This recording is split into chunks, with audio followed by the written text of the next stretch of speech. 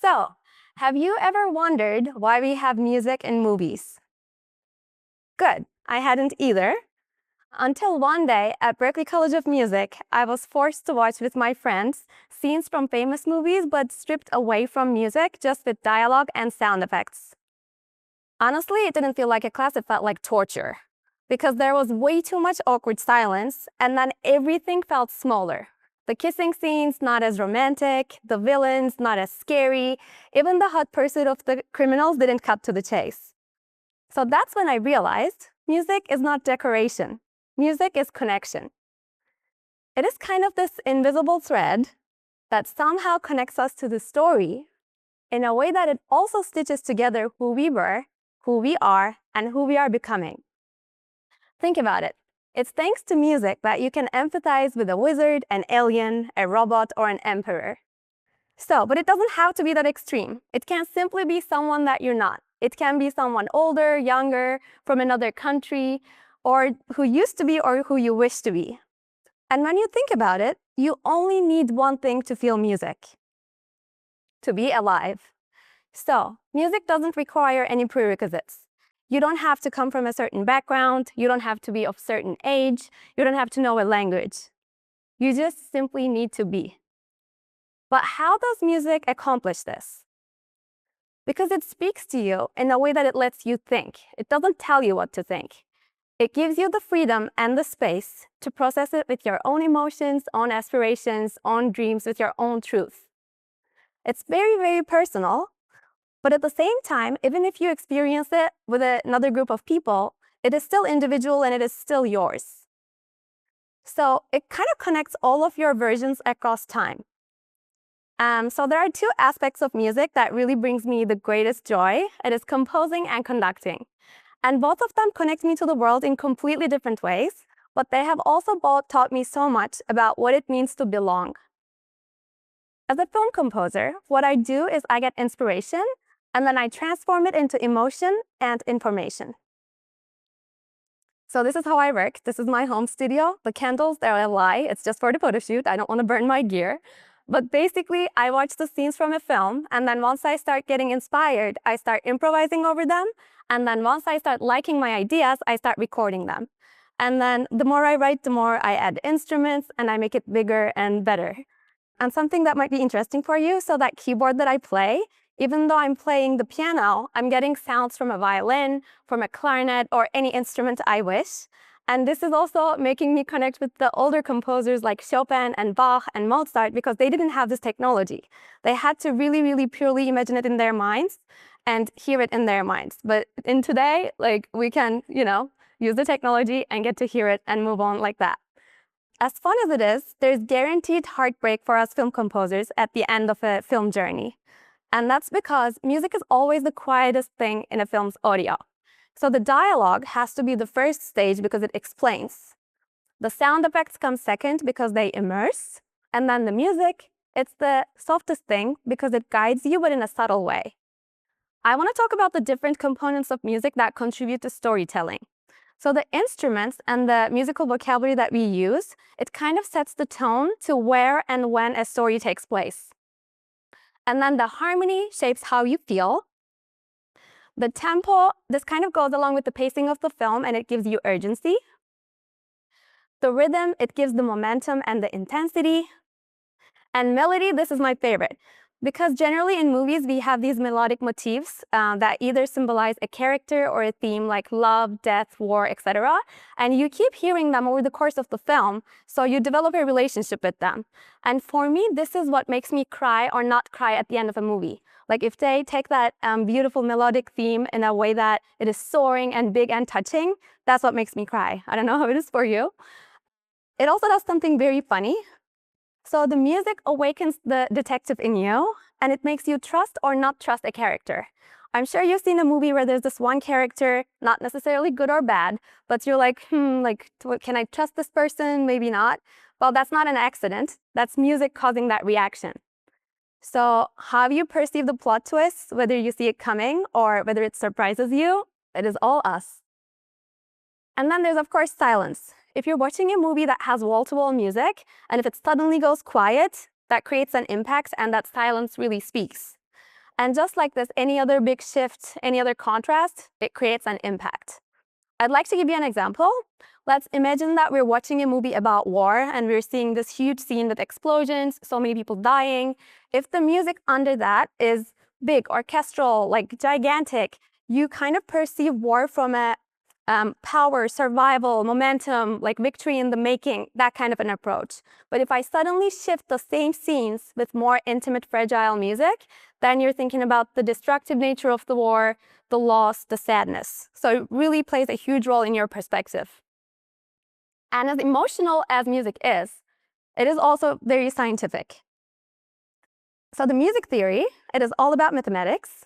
The music acoustics is very much rooted in physics, and the storytelling aspect is, of course, psychology. But when I say psychology, it's not just about how we write the music. It's also from whose perspective we're telling the story. Let's think about a breakup. The guy wants to break up, the girl doesn't. How they perceive that breakup, obviously, is going to change. So how we tell the story is also through these different perspectives. And we work in these crazy environments where like everybody has huge egos and it's a huge, large creative team. So dealing with that is also very much psychology. So we have some musical choices that we can map to emotional response. I'm going to get a little detailed, but like we have chords, major, minor, perhaps you've heard them before. But some of them sound happy, some of them sound sad, some of them sound neutral. And like I know what kind of a feeling it will evoke in you, so I use them accordingly. Or there are ways for us to establish, I don't know, anticipation, suspense, longing, and kind of all of them has a mathematical code to it almost. Or how a scene feels realistic versus dreamy. That's all music. It's kind of like they all have this ingredient.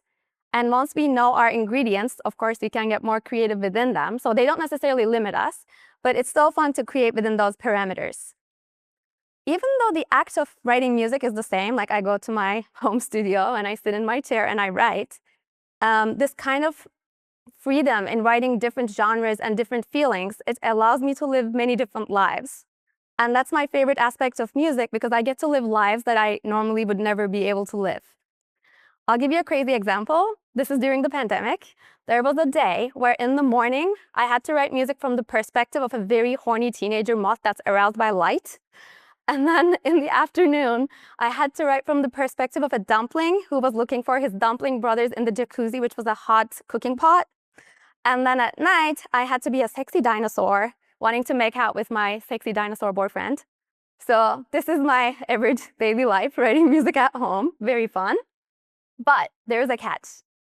It is a very lonely career path because, again, you're alone and you're creating and creating and you're revising and revising. And all the time, you're wondering if you're good enough. So I want to go out and make my memories too. Sure, it's so much fun living other like imaginary characters' lives on the screen, but I want to go out and live. But I also don't want to complain because during the pandemic, when everybody was bored as hell, I was working on a show that had Jason Momoa, so I was staring at him and his muscles all day, every day. That's pandemic for me. But after then, something magical happened, and I also became a conductor to do live-to-picture concerts. And I cannot tell you how much joy this brought me because I'm the most extroverted composer that I know. So my soul deeply needed human interaction. And finally, I got it.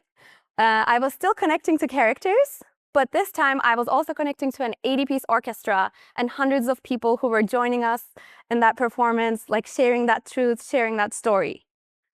So the composer writes it, the musicians perform it, but it's really you, the audience, who complete it with your own emotions and with your own memories. So in this way, the connection, that's no longer one-sided. It's actually co-created. This is why, for me, any performance, it kind of feels like a wedding. And so far, I had 77 weddings. I think I have the world record. Actually, 78, I lied, I'm married. But like, I love conducting so much that, you know how I was talking about like this willingness and need to live more lives and not just one?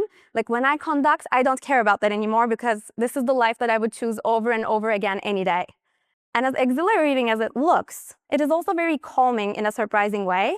Like to me, it's meditation because me on that podium performing, that's the only time that I'm fully like present in that moment and no stupid thought ever dares to bother me. I'm just like constantly washed with gratitude, but that's it. And I think the gratitude comes from the fact that like us humans, we always search for belonging. our whole lives. We want to belong to groups, communities, a school, a job, like whatever it is. But for me, like being up on that podium is the peak of belonging.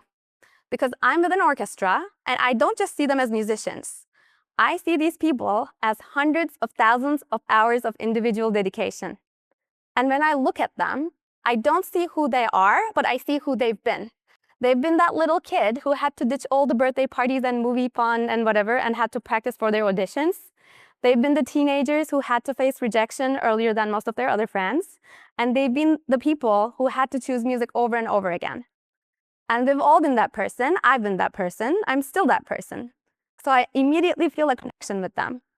And this taught me that connection is not necessarily related with the amount of time that you spend with someone.